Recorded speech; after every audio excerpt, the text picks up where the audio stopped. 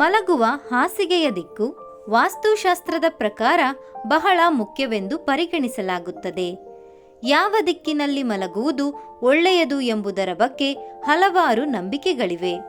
ಹಾಸಿಗೆಯ ದಿಕ್ಕು ಮಲಗುವ ಕೋಣೆಯ ಸಕಾರಾತ್ಮಕ ಶಕ್ತಿಯ ಮೇಲೆ ಗಮನಾರ್ಹ ಪರಿಣಾಮ ಬೀರಬಹುದು. ಉತ್ತಮ ದಿಕ್ಕುಗಳು: ಪೂರ್ವ ದಿಕ್ಕು ಸೂರ್ಯೋದಯದ ದಿಕ್ಕು. ಇದು ಶಕ್ತಿ ಮತ್ತು ಉತ್ಸಾಹವನ್ನು ನೀಡುತ್ತದೆ ಎಂದು ನಂಬಲಾಗಿದೆ. ಪೂರ್ವ ದಿಕ್ಕಿನಲ್ಲಿ ಮಲಗುವುದರಿಂದ ದೇಹದಲ್ಲಿ ಧನಾತ್ಮಕ ಶಕ್ತಿ ಹೆಚ್ಚಾಗುತ್ತದೆ ಎಂದು ನಂಬಲಾಗಿದೆ. ದಕ್ಷಿಣ ದಿಕ್ಕು ಸ್ಥಿರತೆ ಮತ್ತು ಭದ್ರತೆಯನ್ನು ಪ್ರತಿನಿಧಿಸುತ್ತದೆ.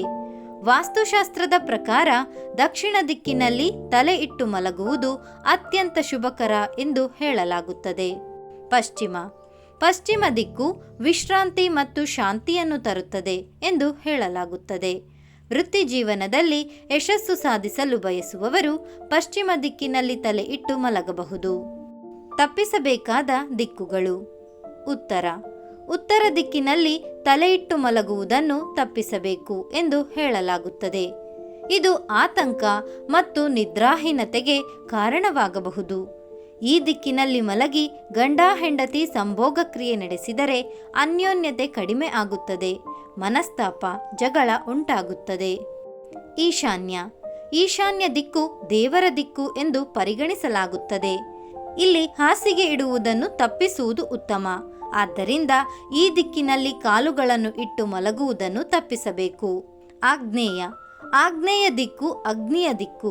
ಆದ್ದರಿಂದ ಈ ದಿಕ್ಕಿನಲ್ಲಿ ತಲೆ ಇಟ್ಟು ಮಲಗುವುದನ್ನು ತಪ್ಪಿಸಬೇಕು. ಇತರ ಸಲಹೆಗಳು: ಹಾಸಿಗೆಯ ತಲೆಭಾಗ ಯಾವಾಗಲೂ ಗೋಡೆಯ ಕಡೆ ಇರಬೇಕು. ಹಾಸಿಗೆಯನ್ನು ಗೋಡೆಗೆ ಅಂಟಿಸಿ ಇಡುವುದು ಉತ್ತಮ. ಹಾಸಿಗೆಯ ಗಾತ್ರ ಸಾಕಷ್ಟು ದೊಡ್ಡದಾಗಿರಬೇಕು. ಮರದ ಹಾಸಿಗೆ ಉತ್ತಮ ಎಂದು ಹೇಳಲಾಗುತ್ತದೆ. ಹಾಸಿಗೆಯ ಎದುರು ಕನ್ನಡಿ ಇಡಬೇಡಿ. ಇದು ನಿಮ್ಮ ನಿದ್ರೆಯನ್ನು ಅಡ್ಡಿಪಡಿಸಬಹುದು ಮತ್ತು ನಕಾರಾತ್ಮಕ ಶಕ್ತಿಯನ್ನು ಆಕರ್ಷಿಸಬಹುದು. ಹಾಸಿಗೆಯನ್ನು ಬಾಗಿಲಿನ ಎದುರು ಇಡಬೇಡಿ. ಇದು ಅಸುರಕ್ಷಿತ ಭಾವನೆಯನ್ನು ಉಂಟು ಮಾಡಬಹುದು.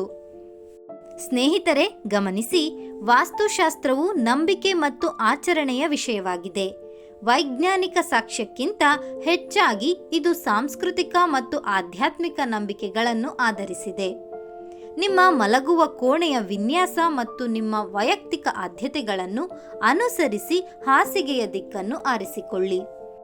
ಸ್ನೇಹಿತರೆ, ಈ ಮಾಹಿತಿ ನಿಮಗೆ ಸರಿ ಎನಿಸಿದರೆ ದಯವಿಟ್ಟು ಲೈಕ್ ಮಾಡೋದನ್ನು ಮರಿಬೇಡಿ. ಹಾಗೂ ಮತ್ತಷ್ಟು ವಿಡಿಯೋಸ್ಗಳಿಗಾಗಿ ನಮ್ಮ ಚಾನಲ್ ಅನ್ನು ಸಬ್ಸ್ಕ್ರೈಬ್ ಮಾಡಿಕೊಳ್ಳಿ. ಕೇಳಿದ್ದಕ್ಕಾಗಿ ಧನ್ಯವಾದಗಳು.